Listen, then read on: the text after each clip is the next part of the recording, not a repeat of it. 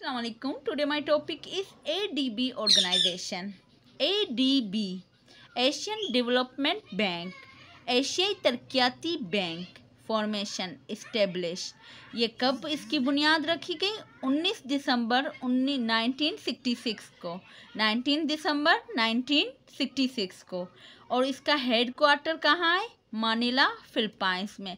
असल में ये एशियन डेवलपमेंट बैंक क्यों बनाई गई?